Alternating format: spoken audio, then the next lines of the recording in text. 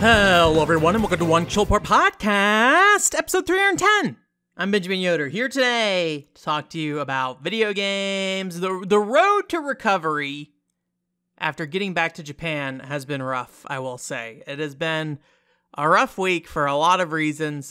Just A, being generally busy, B, not really having a standard work schedule, so like getting back on track, like schedule-wise, has been hard. And so it's been a little rough, and I feel like this last week I have not been particularly productive, despite there being a lot of stuff going on, honestly, and me being involved in a lot of things and going out with, like, to hang with certain people, family, and things like that. So it's been a little busy to the point that I have not really worked on all that much, although I did look at Sin City Anime coming up here in November. I was like, I need to figure out something about that. We'll see. I asked for some panel ideas. And got some suggestions, and some of them I think might have some fruits to them, though. If you have any panels you would like to see me do, feel free to let me know. I'd be happy to see if it is something that is worth me doing. Anyways, all the update stuff aside, show this week. I'm going to be honest with you. We're going to talk a lot of Xenoblade, but, however, I don't want to hold the rest of the podcast hostage to you, people who are going to skip the Monolith Soft section of a podcast. I realized we had two really long Monolith Soft podcasts recently, so I don't want to force you into that. So instead of the usual me talking about games I've been playing first and foremost, I'm going to swap it up. We're going to talk news first. Just a couple small news stories. One related to Gunvolt, actually. Another one is about a mobile game that I thought looked pretty neat. Then we have a Jillian's Corner question as well. So we'll do those things first, and then we'll get into the Xenoblade Chronicles Future Redeemed talk, because I know some people probably don't want to hear a ton about that, although I'm going to try to generally be spoiler-free about the DLC itself. However, that DLC is heavily based on the fact that you know what happened in Xenoblade Chronicles 1, 2, and 3, so we will probably include spoilers for all three of those video games in there, so just as a heads up. But again, we'll do that at the end of the show, so when that time comes, you can bail if you're not interested in hearing about that. So anyways, hello. My name is Benjamin Yoder. We're going to talk about two news stories this week.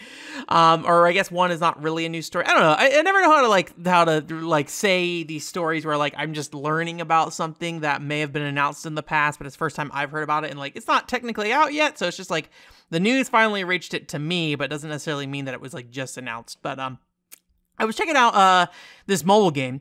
This name's kind of long, however, it was shortened up, or at least I've seen it shortened.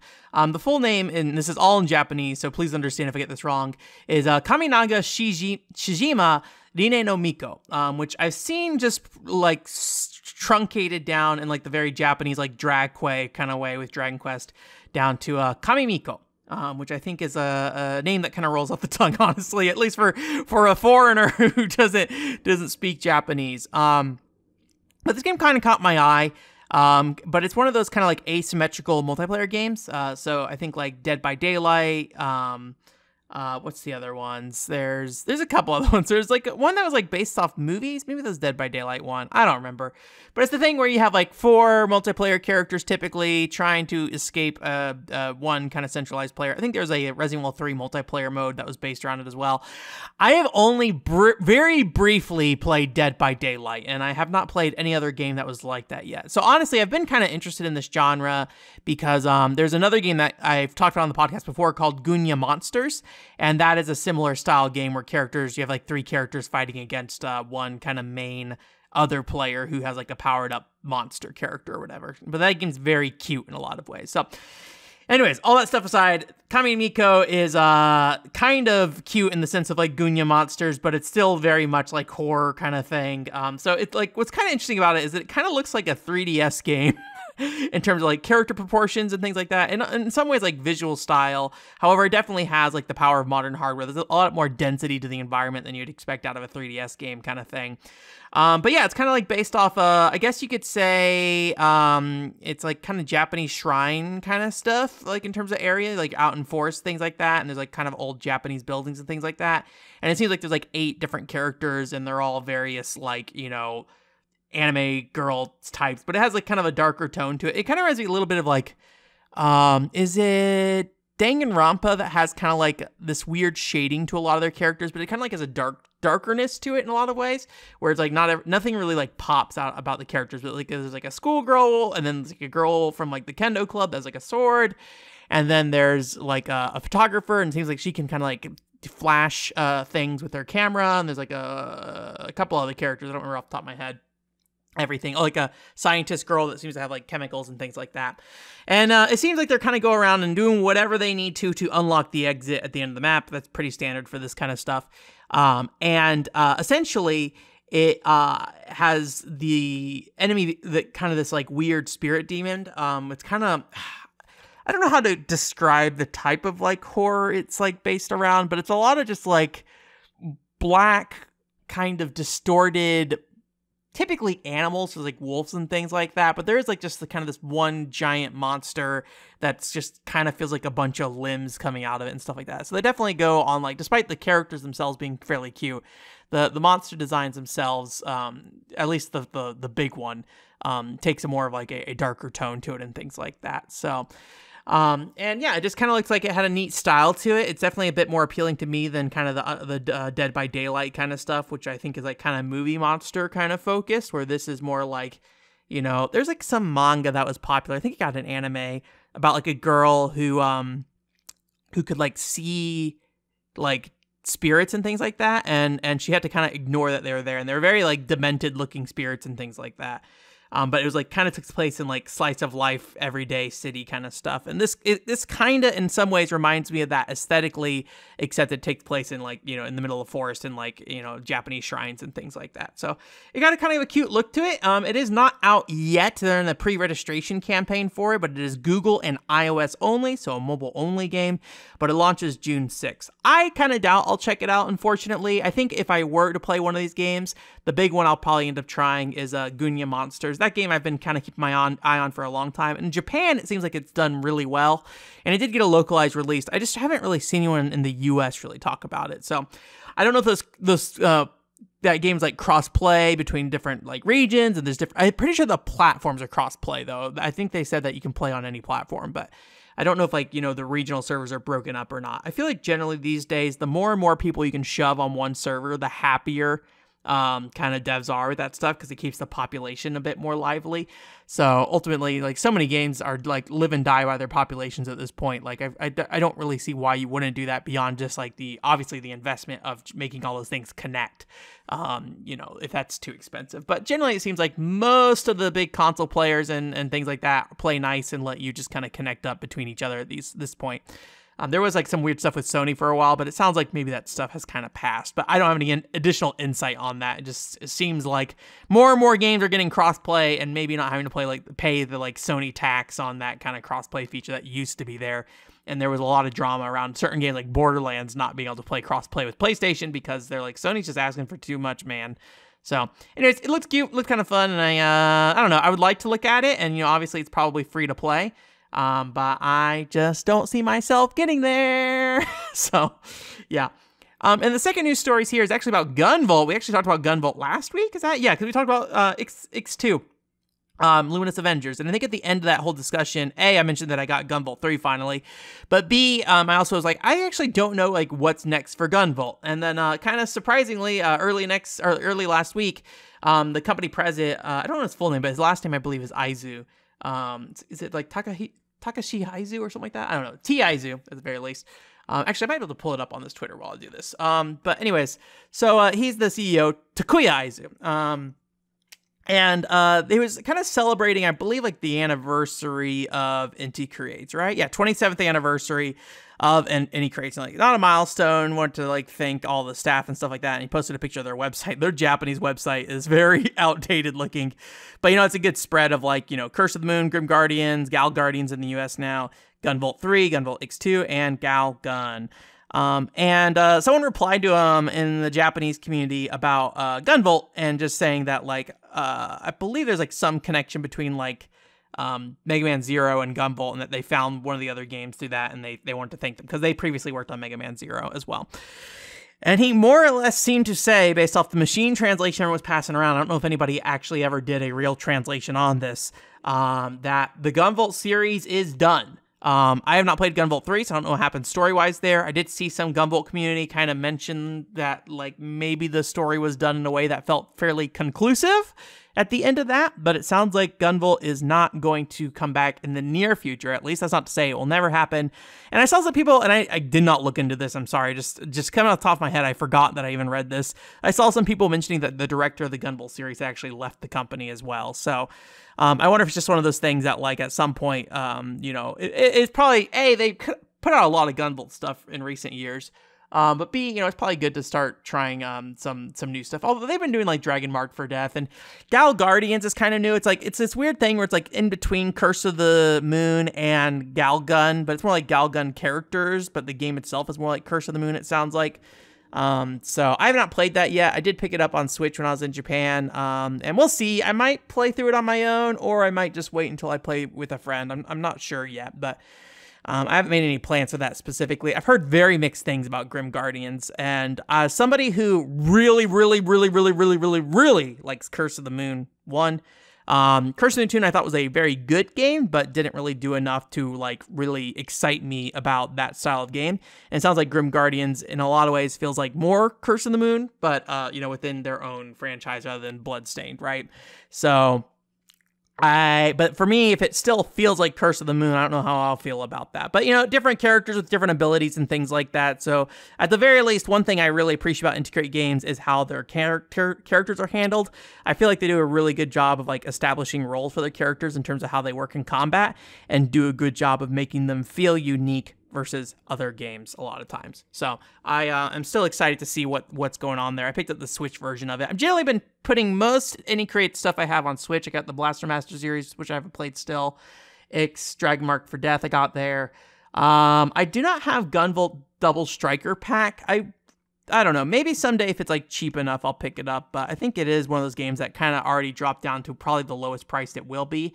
And now it's just kind of going to steadily climb up at this point. I forget if it was a limited run game or not. So given the fact that Denny creates, I would not be surprised if that package was a limited run game kind of thing. So it's kind of nice to be able to shove them all on one shelf. But at the end of the day, I think, you know, the further and further we get out from the Switch, and the more and more price discrepancy there gets between like the Switch and PS4 versions of those things, the more likely I'm going to look at the PS4 version and be like, maybe I should just pick this up and be okay that this is on a disc on another shelf rather than on a cartridge on my Switch shelf kind of thing. So yeah, and that was pretty much it for the news stories. I didn't see anything too crazy else to talk about at the moment. Obviously, Zelda Tears of the Kingdom came out this week, so most people are pretty much chatting about that.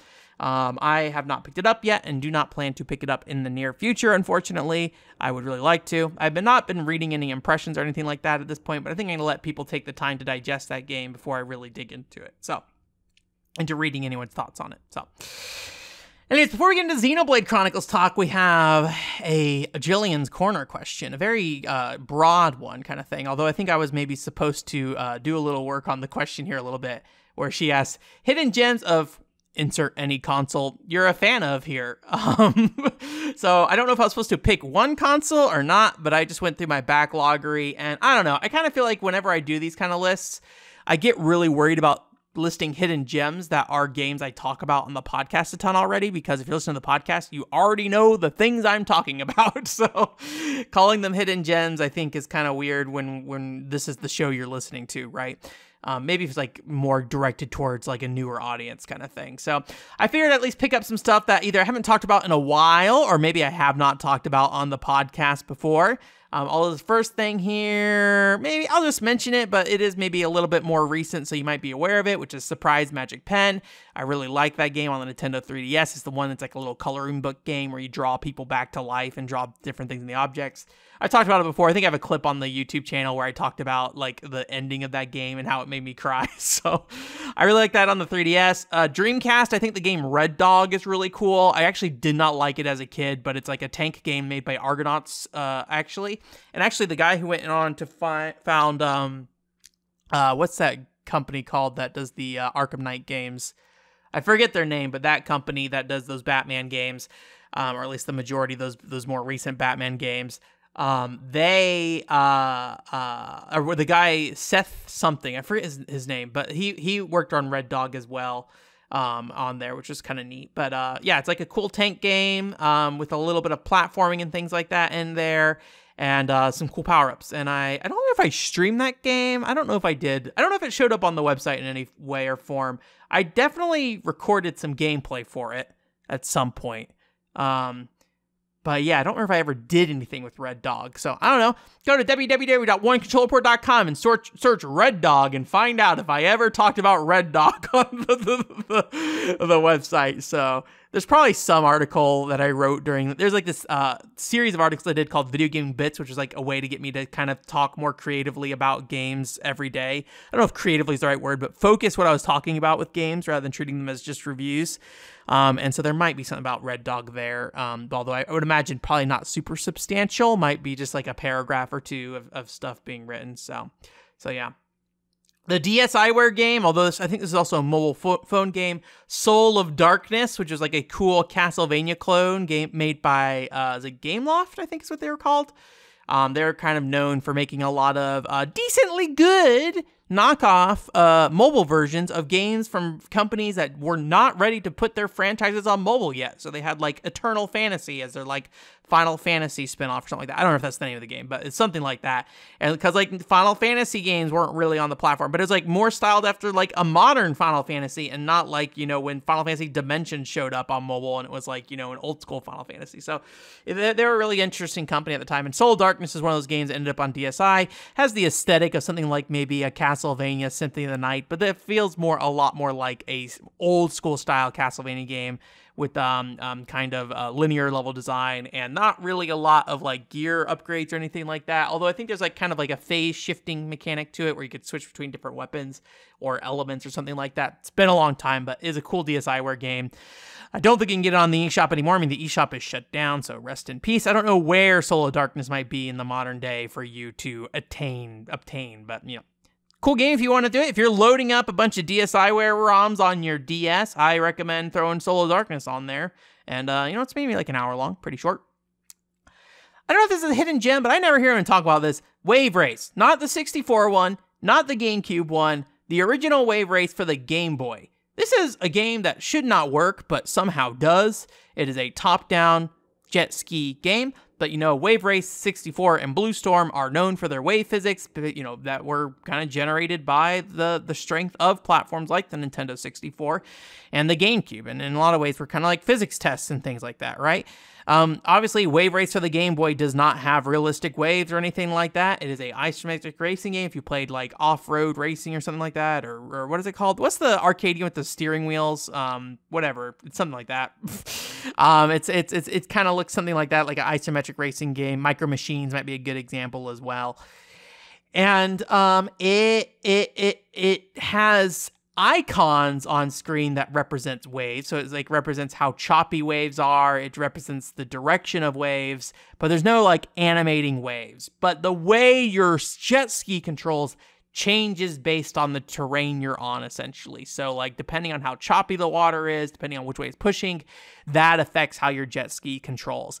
And it's just pretty amazing that they were able to create an emulation of that kind of like jet ski setup with the limited hardware of the Game Boy. And you know, it's not that long of a game, but I highly recommend sitting down and playing through that because I think it's a game that really held up and is really cool.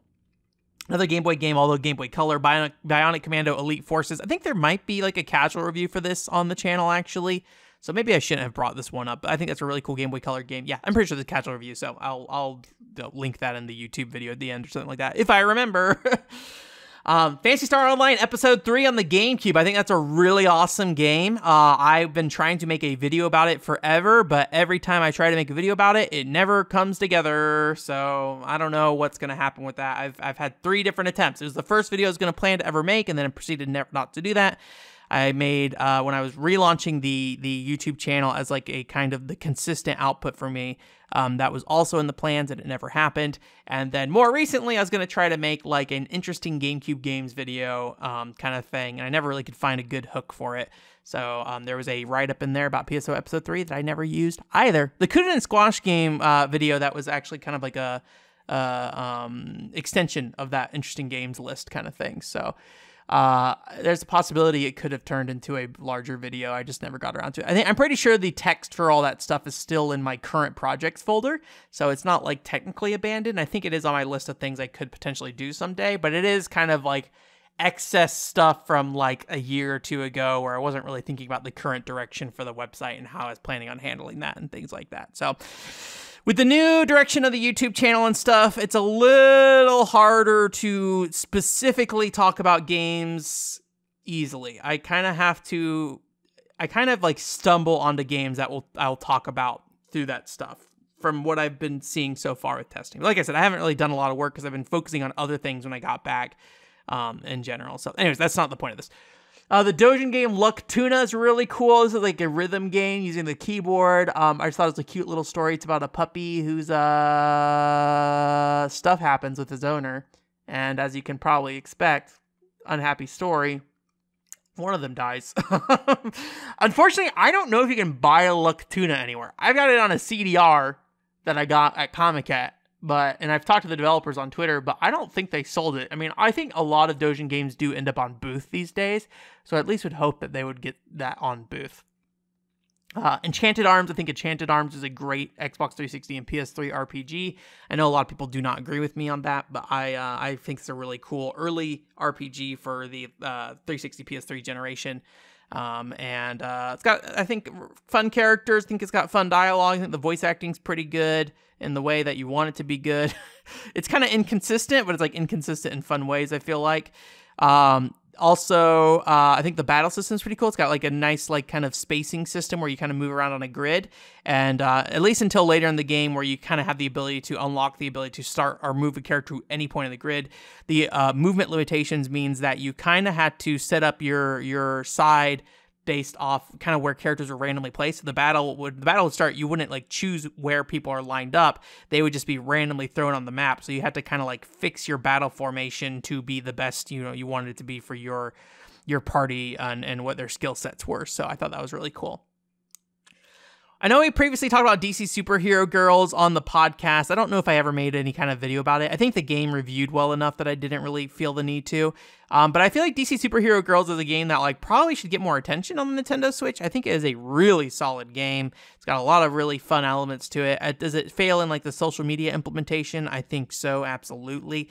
But the game itself plays super, super competently. And I think the characters are really fun and the story is really fun. And visually, I think it's a great looking game. I think the overworld of that game is actually a really cool overworld as well. Unfortunately, you don't get to traverse it as like superheroes really that much. So you kind of are stuck with your ground movement. I would have liked maybe like, even if it was like only towards the back half of the game, the ability to kind of navigate the town using characters who could fly or like, bounce off shields and things like that. Because when you're just the standard girl, the only thing you can do is jump normally. So, there's definitely a lot of really cool verticality to that DC Superhero Girls overworld and a lot of like trust they have in you and the player to like find places to explore and like being them putting stuff there for you to get, even though it like seems like maybe there shouldn't be anything there. But I think that's really cool. And Wii U, I think Zombie U is really cool as well. Again, I don't think that's really a hidden gem. I think most people will know what Zombie U is, but I wonder if like a lot of people played Zombie U, because Zombie U is a game that I think is one of the best uses of the Wii U gamepad. I think it is more appropriate for that gamepad than anything Nintendo made themselves, honestly. I say that as somebody who did not play a lot of Nintendo Land. So maybe Nintendo Land is the one that maybe kind of sets that difference. But like even like compared to Splatoon or Xenoblade Chronicles X, those games, they have nice things with the gamepad, and they do change those games and how you interact with them. But Zombie U is a game built with that gamepad in mind. Like super mad respect to Ubisoft building a game so built around that. And I'd be really curious to see what Zombie feels like on PS4 and Xbox One, but I think that's an awesome game. And Schoolgirl Zombie Hunters is a cool like shooter on PS4. There's not a lot to say about that. I think it's just like kind of a fun, mindless, almost like Dojin like shooter for the system. And it does have like it's part of the Oni-Chanbara sub brand, or it's like a sub brand of Oni-Chanbara. So it does have like some of that stuff. There's like some weird like here underwear mechanics where like you get used underwear and you can throw it at zombies and they get attracted to it kind of stuff. So like there's definitely things in there that you should be aware of if you're going to pick it up. But I think there's some cool variety in the guns. Unfortunately, the guns, are kind of undermined by the fact that dismemberment guns are just so good. But there is like a really cool variety of guns in a very like kind of Borderlands kind of way. So anyways, that's the end for that question. Thank you again, Jillian, for asking that question. I appreciate it. I figure I'd just dump a list of stuff, and hopefully some of those appeal to you guys. Maybe something in there is something that will be interesting to you. All right, but if you are not a fan of Xenoblade Chronicles, now's the time. Eject from the show. I'll be back next week, and we'll have a good time. If you didn't know, the Final Fantasy not Crystal Chronicles, Chocobo Tales video is up and out, available on the website if you are interested in checking that out, and on YouTube on the OCP Plus channel. But just as a heads up for you guys before you leave, all right, now that those fake fans who do not like Monolith Soft are gone, yeah, Xenoblade Chronicles Future Redeemed. If you for some reason don't know what this is the DLC expansion pack for Xenoblade Chronicles 3. But like something like Torn of the Golden Country and Future Connected, in some ways it's kind of its own thing. But there are like differences in how like Future Connected was handled versus like Torn of the Golden Country was handled, where like Torn of the Golden Country feels more like its own unique experience, where Future Connected feels more like something that was just kind of like tacked on to Xenoblade Chronicles as like additional content kind of thing, where Torn of the Golden Country felt more like something that I don't know, was like, I'm trying to think how to put this, but yeah, it just feels more like an independent game. I would recommend Torn of the Golden Country to anybody who is interested in learning anything about the Xenoblade Chronicles franchise and seeing if it is a franchise that's for them from a gameplay perspective, and to some extent a story perspective, though it's definitely not as strong. So Xenoblade Chronicles 3 Future Redeemed, though, falls a little bit between Torn of the Golden Country and Future Connected, where it's more or less kind of an expansion of the mechanics and things like that of Xenoblade Chronicles 3. But it is kind of its own standalone story. It has its own unique areas, and also the area design, in particular the philosophy behind how it works, is actually significantly different than pretty much any of the Xenoblade Chronicles mainline games.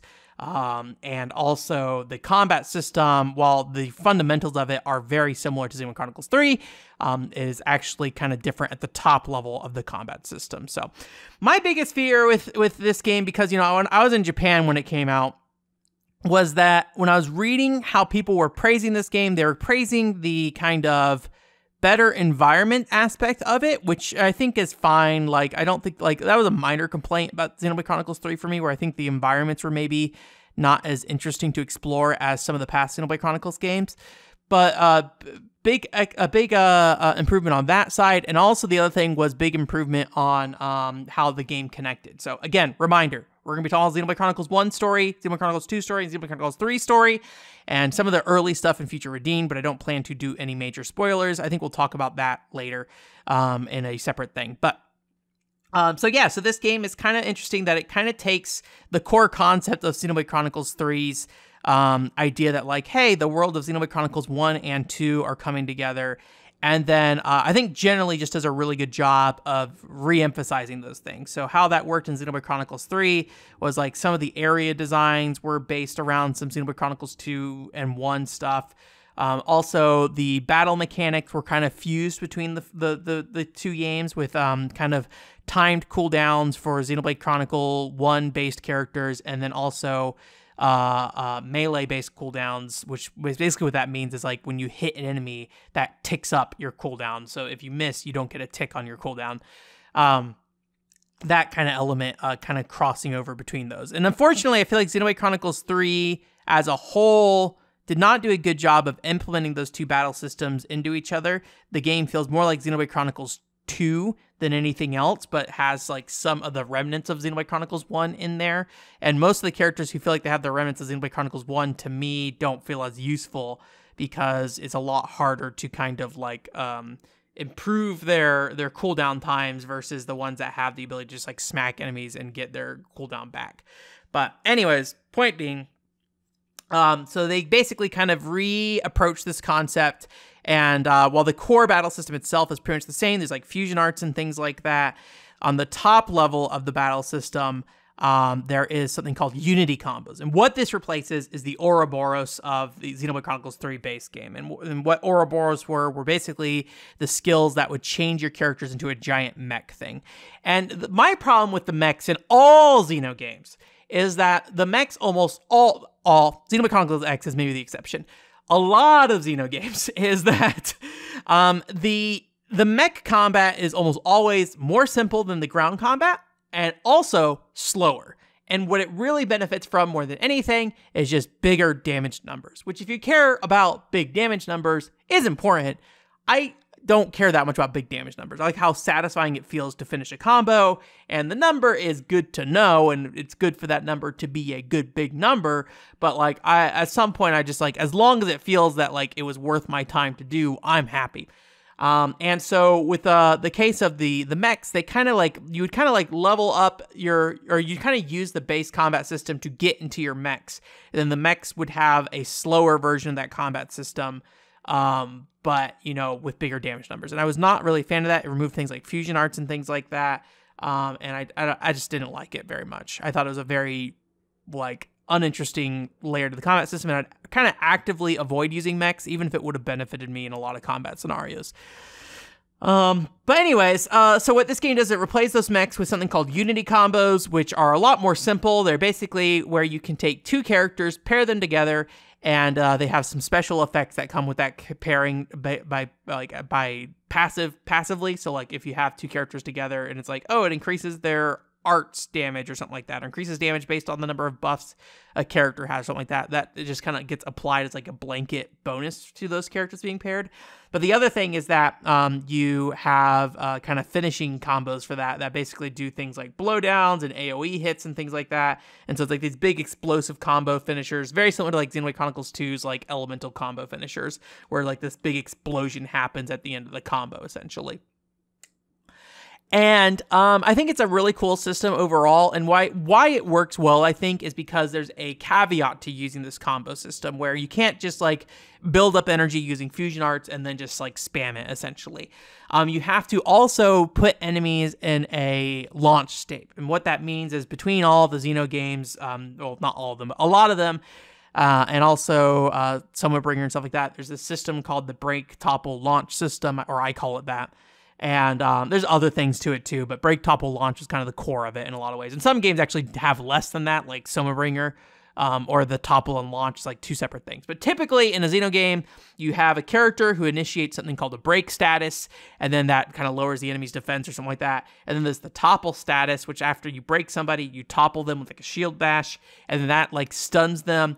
And then you can then use like an upward hit to launch them in the air. And what that does depends on the game. Like sometimes you just want to utilize the launch time to do the most damage possible. Other games, you want to use some other skills in that time frame, like the elemental combos and things like that. But then other games, you also have things like the smash. What the smash does is it basically ends it by like doing a big hit that knocks the enemy down. And so you kind of want to like utilize that time that they're launched to do the most damage possible, best, while not forsaking the ability to smash an enemy. And so smash is not really a thing in this game in terms of like just there being a skill for it. Instead, the smash is basically the Unity combos. So you launch a character and then or launch an enemy, and then at that point you want to go ahead and use the Unity combos. You have full access to all 6-member party members' Unity combos, which when paired comes down to 3 Unity combos you can have in the backlog. I will say, I kind of felt like I had Unity combos most of the time outside the beginning of the combat, although there are abilities you can get that can kind of give you Unity combos earlier in combat if you'd like to. But it kind of felt like sometimes I had, a lot of Unity combos just kind of like queued up and ready to go. And it felt kind of wasteful sometimes not to use them, but when you use them without the launch status, it honestly was only, I think, good if you were like struggling with the fight and just wanted to get some free damage without taking any damage or something like that. So yeah, it's a pretty neat system that it's very simple. Just press the button and it happens, but I think it is really satisfying. And because it relies so much on the break topple launch aspect, I feel like the game is a lot more lenient with giving you break topple and launch abilities. So sometimes in Xenoblade games, you kind of end up in situations where you don't get a lot of break, topple, launch skills, and depending on like the game and how customizable it is, you can end up in situations where you don't have one of those abilities available depending on how you customize the character. So you typically want to customize characters to make sure they have those things available. This game, there's not really any customization of like the skills that characters have, really. You just kind of like upgrade a straight path for them, but you can change like what slots they're in, which is important for fusion arts, because then you pair different skills together. But because of that, like, kind of set skill set, and also them being, like, it's a shorter game, so they really introduce the full combo to you early on.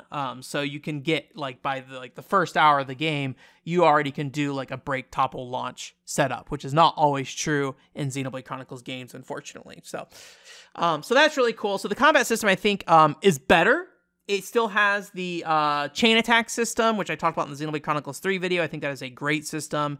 Still kind of same setup where you choose characters and do some math and try to get as close to 100% as you can. And then once you are like right under it, you want to try to get as much basically bonus, I guess it's called TP in the game. It's like a separate stat from the damage you do and things like that. And you want to try to get that TP as high as you can above 100%. So it's like kind of a fun dynamic of trying to rein in your TP usage early on. And then once you get to that top of that meter, like just use something that's going to blow it out basically. And it's pretty challenging to use at times. And what's interesting about this game is it feels like that there were some adjustments made to how character roles affect the Unity system, or sorry, not the Unity system, the chain attack system.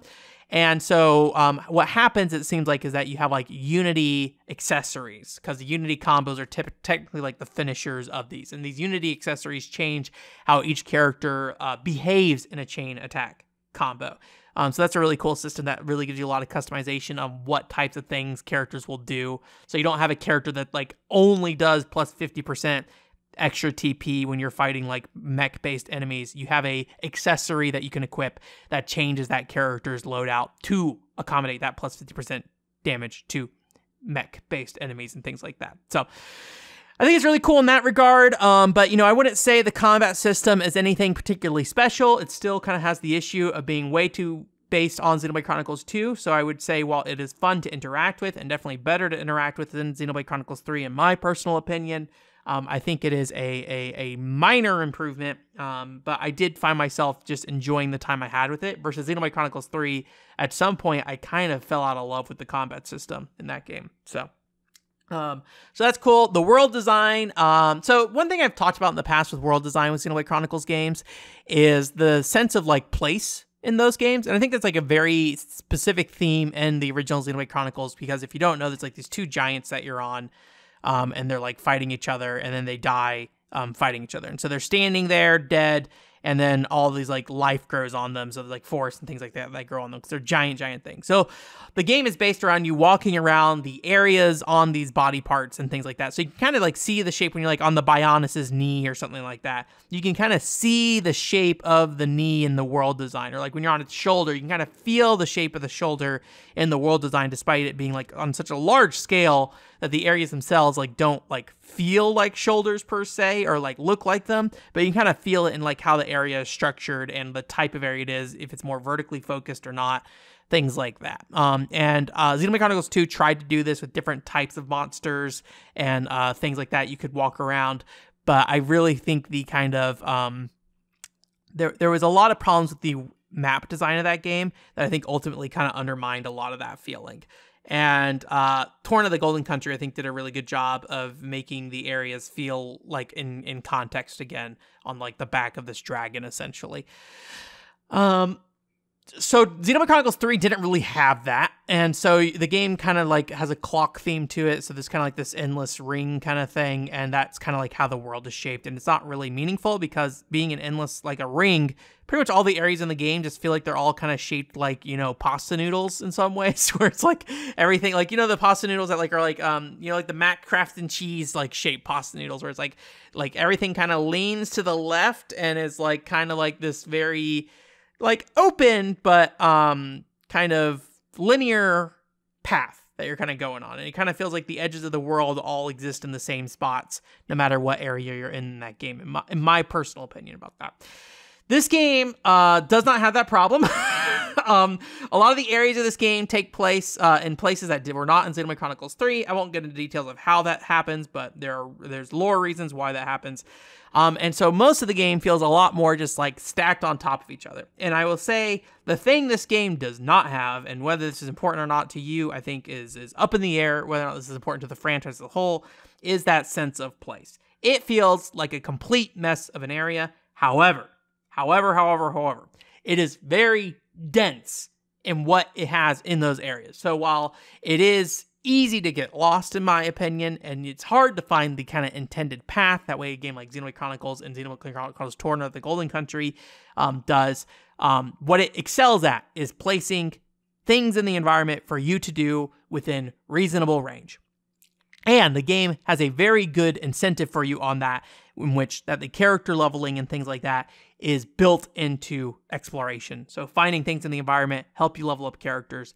Completing objectives help you level up characters. So more than just EXP, more than just grinding, doing things in that world give you meaningful things, which, I think the intention behind this in general is that one of the problems with Torna of the Golden Country is that they really wanted you to do side quests because on its own, that game's like an 8 to 10 hour RPG. So they want to kind of like pad it a little bit, but there's just kind of like a menu that would just show up at some point that'd be like, hey, we're not going to let you go more in the story. You should go do some side quests. Why? Because the community needs your help. It's like a not very well covered way to basically say, please just go to the side quests and we'll let you continue the story later. In the case of this game, it is a lot more natural, where they really encourage you to do those side activities because that is important for your character to grow. And there are basically boss checks. I mean, like every game has boss checks, but in this game, it feels particularly notable of just like, oh, here's a fight that if I do not finish it, it will not let me progress. And it seems pretty clear that it's like, hey, you probably should go do some other stuff. Not that they tell you that, but like how those fights are set up feel kind of like stacked against you in a way that like maybe Xenoblade Chronicles games don't necessarily will stack against you. And they kind of are like okay with you losing that fight and having to go figure out how to get your characters grinded up so you are ready to go in the future kind of thing. So I think that's a smart way of which they handled it, though, in the way that I saw through it. I'm going to imagine other people would see through it, and whether that bothers them or not is like a whole other thing. Because like in some ways, all video games do this, right? Like you can't, like they don't just give you every single boss fight, right? Like every boss fight you get to has a level requirement, and the expectation is that you've done enough stuff to get to that level to get past that. And I think in most games, that's fairly natural in terms of RPGs, and that's like a process. But in the case of this game, maybe it relies on you doing more side stuff, and maybe if you just like mainlined it, you would hit more walls than you would expect in like a typical mainline JRPG or main JRPG. But so I think that like works really well, and actually the game actually does a great job of adding a lot of verticality to the environments. There's layers to the environments and things like that. So there's definitely like caves and tunnels you can go to, buildings you can go inside, ruins you can go inside. And I think it's really cool in that regard. Also, the game does a lot better job from a lore perspective of wrapping, Xenoblade Chronicle 1 and 2 worlds together. It feels more like areas of those games crammed together than Xenoblade Chronicles 3 ever did. And I think that's really cool because you can get into a place like, oh, I remember this dumb boss room in Xenoblade Chronicles 1. Here's a tomb I visited in this game, right? Oh, here's a dungeon that you kind of went in Xenoblade Chronicles 2 and things like that, right? So it does a really good job of, I think, of intermingling those, and especially towards the end of the game, they kind of take important areas from the late games of Xenoblade Chronicles 2 and 1 and kind of shove them together in really fun and interesting ways. So I think that's really cool about the world design, but like I said, it does not retain the kind of like known space kind of thing that I think Xenoblade Chronicles was known for with the original Xenoblade Chronicles, but I think it's perfectly well to basically say that's not what this franchise is about anymore, right? I think that's perfectly fine, and this game and Xenoblade Chronicles 3 in a lot of ways, I think we're not about that. So I'm okay if that kind of disappears from that world. I will say it's a very like video game way to improve the world environment. I feel like it is just kind of like more stuff, less dead space. So it definitely, not the video game dead space, but less just like space for you to just run and just keep running until you find the next thing, right? Everything feels really, has a purpose. And one thing I really like about this game too, is that they trust that you will be able to navigate that world. because there are a lot of things hidden in that world that require you to go look and be like, oh, here's like a little cliff here. Not like a big cliff, like a little ledge you can jump on. And it feels like if you're playing Xenoblade Chronicles 2 or 3, that ledge would never be intended to be jumped on, but you could do it, but you would just go there and be like, okay, I'm here. In this game, though, it feels like they really built that into play, and they're like, hey, you're going to walk across this, like, you know, side of a cliff. It's not going to look like we put platforms there, but you absolutely can platform over. And when you get there, there's going to be something that's going to be something you can use to upgrade your character's capabilities. And, you know, I think that could be good or bad depending on how you look at it. But the game has this kind of tracker system that generally does a really good job of pointing out where things are in the environment. And they also have like kind of the Ubisoft tower system thing where you like go to a tower and it will like highlight things on the map and be like, here's a question mark here. There's something here. Go look for it, kind of thing. My only one complaint about that is that the map or the tracker has a very loud beeping noise, and because the maps are so densely packed with stuff, it feels like pretty much the entire game your little ringer is beeping, and it gets really loud at some point. So there might be a way to turn that off or lower it down or something like that. I just kept the default settings or whatever, so it was fine. So yeah, so it's one of those things where like, from a gameplay perspective, I look at this game and I'm like, it's better than Xenoblade Chronicles 3 in basically every way.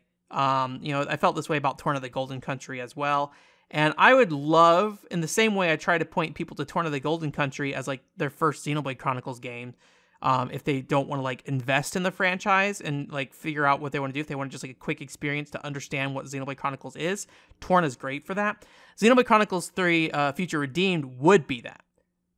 But the story of this game is heavily focused on Xenoblade Chronicles 1, 2, and 3.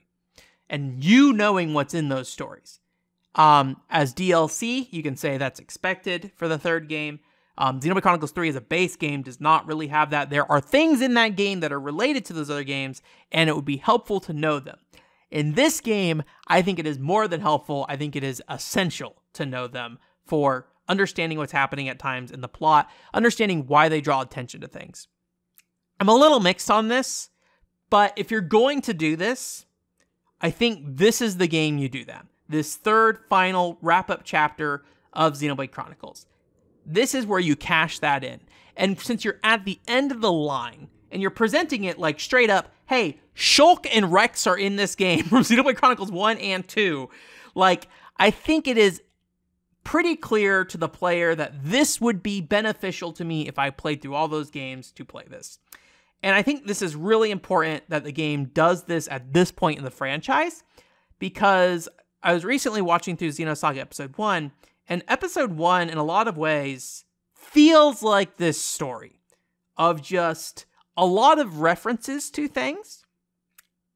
But Xenosaga Episode 1 is the first game in the series, and they reference things, and it's not clear if you need to remember them. I mean, they want you to remember them, but when will you need that information? Why is this information important? So you have a lot of things of just them being like, we better hope he doesn't interfere, and then that's kind of it. Or like, Abel's arc has awakened, or stuff like that, right? And like things like that. And like, when you are releasing multiple games across over years and things like that, right?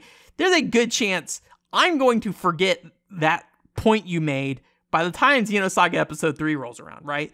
And so it's like weird references that feel almost like you need to roll back and come back to this game once we're done to realize those things. Now, a lot of games do this. Buddy Mission Bond does this in great ways that I love, and it's something that is not essential to that experience, but if you do replay some of Buddy Mission Bond, I think that can be helpful in seeing those things. But in the case of Xenosaga Episode 1, that feels like kind of the focus of that game, despite you having no context for any of that stuff. So putting it at the end, where you have scenes where things happen, they show you something, and they do not explain it. They're like, here's a thing, they show it to you, and the thing happens, and it's over. And characters react to that thing happening, but nobody really says anything about that thing, right? The assumption is you know what that meaning is of that scene and why it's important, and Xenoblade Chronicles 1, 2, and Xenoblade Chronicles 3 inform you of why that scene's important.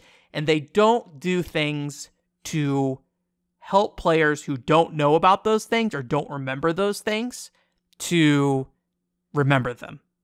Not all the time, but a good chunk of time, that is true. I personally kind of don't like that, but as somebody who has played all those video games, I understand why they made the decisions they did, and again, I think this is the game that you do that. There's a great scene at the end of the game I do not want to get into in this podcast that I think is a great example of how you can do that effectively in referencing other games while still making sure you're communicating to players what's important about this scene, but this game is mostly not that. And a lot of times this game does feel kind of like, because it is like Shulk and Rex and stuff coming together, it can feel a little like fan servicey, but again, but it's not like the fact Shulk and Rex involved aren't the things that make that, right? The thing that makes that is like, there'll be like a scene where they mention Dumban for the first game, and more or less, like, none of those characters are in this game. There are some exceptions, but none of those characters from those games are represented here. It is pretty much just Shulk and Rex on their own doing their thing. And they talk about these characters vaguely to other characters who don't know anything about them. And it's kind of used as a way to give closure to certain characters, but sometimes it comes off as just like really tacky, like Pyra and Mithra. Those are Rex's companions. They're not present in the game really. So there's a lot of scenes where Rex will just like be like, if only they were here. And it just kind of comes off as weird. Like, I don't know. Like, I feel like they could have maybe done that once and I'd be like, cool, but they do it multiple times. And I feel like there's a lot of scenes like that where they're like, we're talking about this character. We're going to talk about them vaguely because we're talking about them with people that don't really know it. And from this game's story perspective, this detail does not matter, but it matters if you know things from those previous games, right? And like those scenes just come off as tacky at times, in my opinion, because they feel kind of shoved in because they don't relate to the game world itself that much. There are reasons why they get triggered, but that's not to say that it just does. That scene could have existed or not existed, and nobody would have cared, pretty much, except for if you really wanted to know what happened to Dunban slightly, like they don't even tell you really. They just kind of reference the fact that he existed. So like I don't know. Anyways, all that stuff aside, I think that was kind of a little disappointing, but the core story of Future Redeemed I think is really strong. Again, does require some knowledge of Xenoblade Chronicles 3. Specifically, though, the characters, Matthew, who's the main character with like the ponytail kind of thing, they say pretty early on that he has a relationship to the whole like Noah thing in Xenoblade Chronicles 3. I won't go into details, but you know that family tree and how that works in that game if you played it, and they definitely kind of lean into that here, which I think is pretty cool. I think it's well done. But more importantly, Noah's relationship with his sister, Nail. I think that's a really good relationship in this game, and kind of like how they get kind of like spread apart to some extent, and taken down different paths in their life, and how they come to different conclusions having the same goals. I think that's like a cool part of this game in a lot of ways, story wise. And I think that's like a nice element to this game that I think is really solid and holds up on its own. And I think generally works even if you don't know much about like the family tree stuff from Xenoblade Chronicles 3. I think like Matthew's story in particular is, I just think, strong enough on its own, for the most part. But I do think generally having Xenoblade Chronicles 3 knowledge will be helpful in that whole thing. But I just think they stand well on their own. And the main character, I think, Matthew is, I think, a great main character overall. He's very kind of like spunky. He reminds me a lot of like Avon and Valkyrie Chronicles 2, honestly. But he is kind of like a very, kind of hot-headed but super nice guy in a lot of ways. And I think he's a strong character and one of the stronger main characters of the Xenoblade Chronicles franchise, in my opinion. But a lot more rounded, I will say. Because like there are things about Rex that I absolutely adore. I love Rex. But in his role in Xenoblade Chronicles 2, he's kind of not... It's weird. He's like developed from the beginning, and there's like nothing they can do to develop him further in Xenoblade Chronicles 2. And so he doesn't feel very rounded. Where I feel like Matthew does, kind of gets that, like he is independent and strong as a character in this game. And by the end of it, he has come on a journey, and I think that journey has made him better in a lot of ways. Where I feel like Rex doesn't really... I think Rex is the same from start to the end of that game, which, again, I love that boy. I'm not saying there's anything wrong with him. I just think story-wise, there's not a lot that happens with Rex. So I think that is one nice thing about Matthew and his implementation here. And then also, because Shulk and Rex are in this game, and they're adults, which is cool. I think they're older, which is like really nice. It's not like the RPG thing of like, oh, he's the grizzled veteran and he's 27. Like it is more of like he's the grizzled veteran and he looks like he's maybe in his 40s or 50s at this point. But I like that. I like that they age the characters up to a significant degree. And I think that if they're still like at a point in their life where they are able to be in combat and stuff like that, right? I feel like Metal Gear Solid 4 is like one of the few video games that just felt confident in making Snake old, right? And I feel very few games feel confident in making their protagonists old. Like get older and feel, well, let me say this, Japanese games in particular feel that way. I feel like Western games are a little more nice about it. But anyways, but like, so their roles in this world are actually not that interesting, I would say, but the point of them being in this game is to have a relationship with their two kids, or essentially their two kids. I won't get into the lore details of how that works out, but essentially their two kids are in this game. Shulk has Nicole, and then Rex has Glimmer.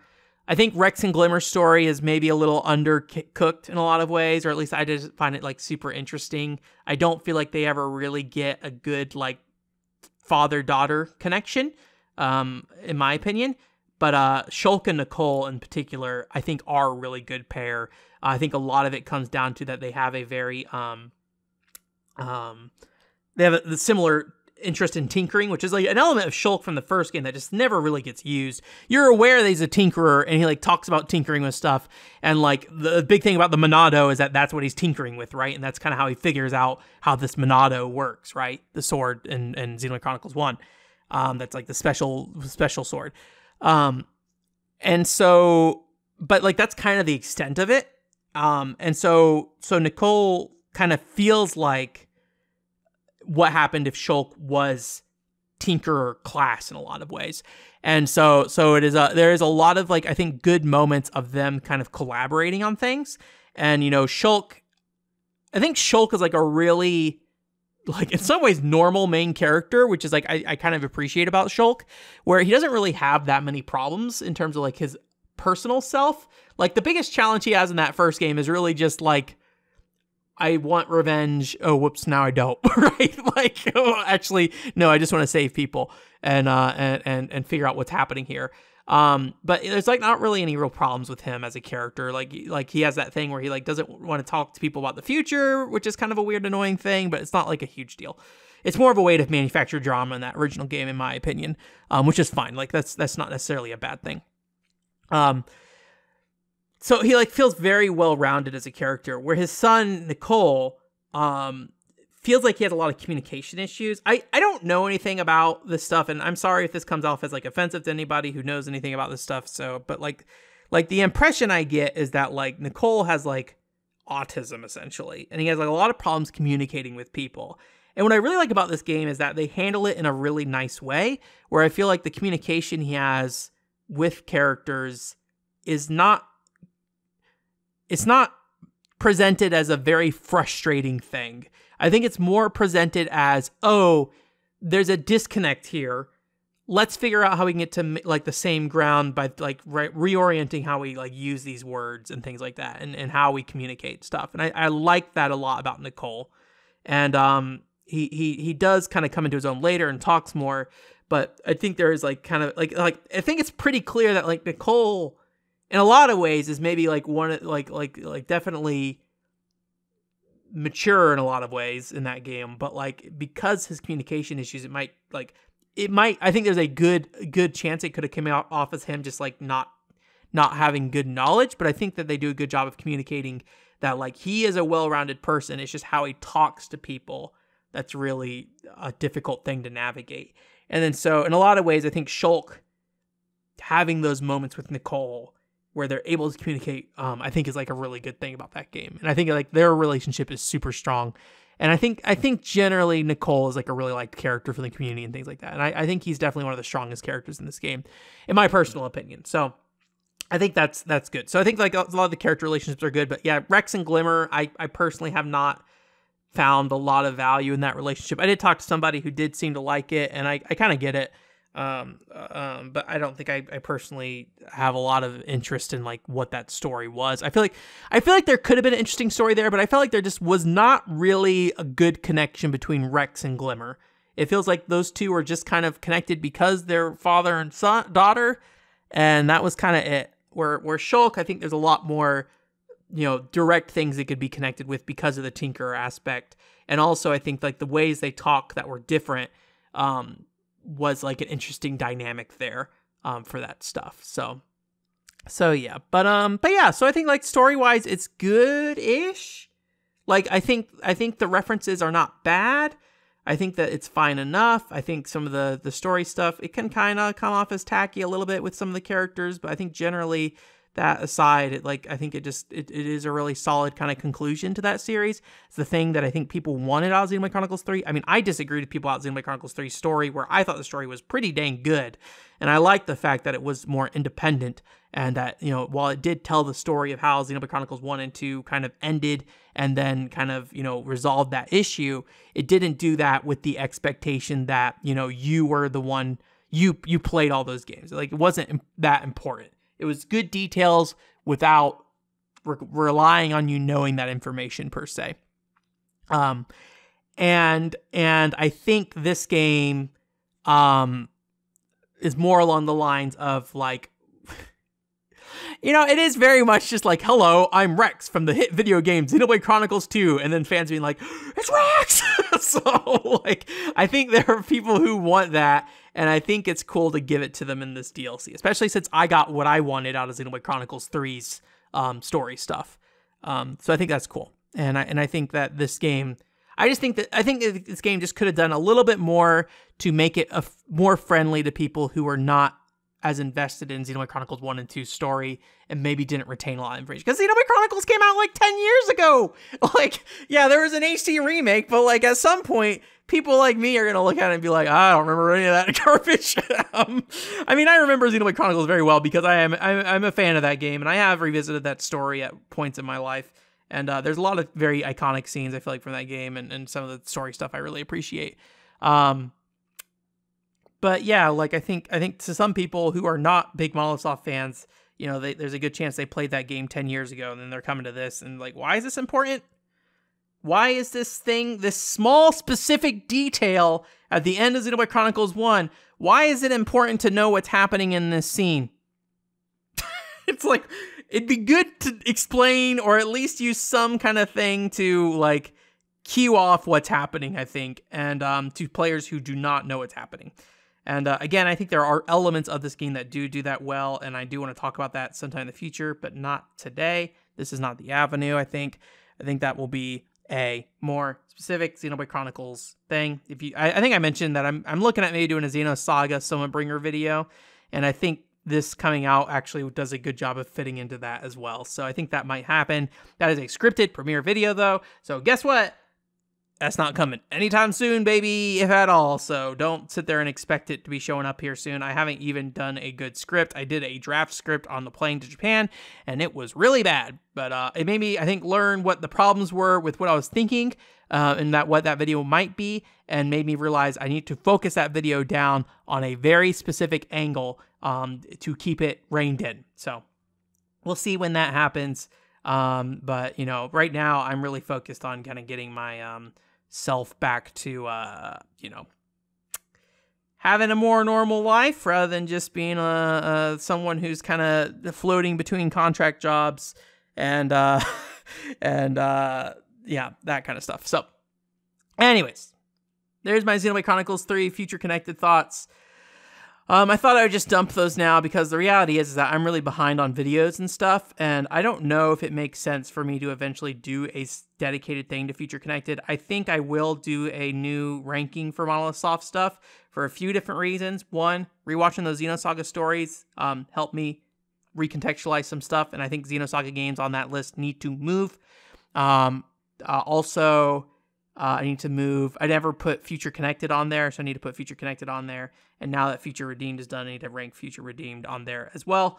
I know it's a little silly to have like a bunch of these ranking lists where I just keep updating them for Xenoblade Chronicles and Monolith Soft as a whole, but I don't know. It's fun. I like doing it. And if there's any company I care about doing that with, it's Monolith Soft. So yeah, so we'll probably get back to that at some point and do that. But I have some other stuff that's going on that I'm trying to wrap up. There should be, the day I'm recording this, there's a Stellar Assault stream I'm doing. So you should see that on the website if you did not catch that well, if you're watching on Monday, that should be there. So I don't know where it'll be listed actually. I don't know, because I was hiding streams before, and I think I'm gonna still hide streams on the main channel. I really just need to move streams to the secondary channel, but not gonna bother with that today. I don't want to break things, so we'll just figure that out and how it goes there. But anyways, that's it for this week. Thanks for coming. OneChillPort.com is the website. We'll be back next week with I don't know what, any news stories, and I kind of the mind that maybe I should hold off on playing any games because I got a lot of stuff backed up of what I need to be doing. So maybe if I do play any games, it will be longer term stuff that I don't, won't run into having to talk about them immediately. So maybe start up an RPG, Ben, huh? An RPG that's not a Monolith Soft RPG. So yeah, but anyways, thank you guys again for coming. OneChillPort.com is the website. Hope you have a great week. Bye.